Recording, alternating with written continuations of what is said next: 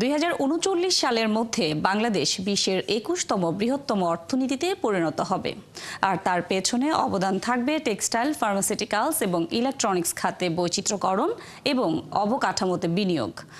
বৃহস্পতিবার প্রকাশিত 16তম বার্ষিক বিশ্ব অর্থনৈতিক আউটলুক প্রতিবেদনে এমন পূর্বাভাসই দিয়েছে লন্ডন ভিত্তিক centre for economics and business research.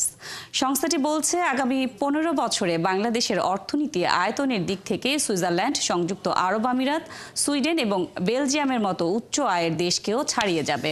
CEBR এর মতে 2039 সালের মধ্যে $1.60 ট্রিলিয়ন অর্থনীতিতে পরিণত হবে বাংলাদেশ। প্রতিবেদনে বলা হয়েছে, $434 বিলিয়ন জিডিপির আকার সহ দেশটি বর্তমানে 189টি দেশের মধ্যে বিশ্বব্যাপী 37তম বৃহত্তম অর্থনীতির দেশ। 2039 সালের মধ্যে 21তম স্থানে পৌঁছবে।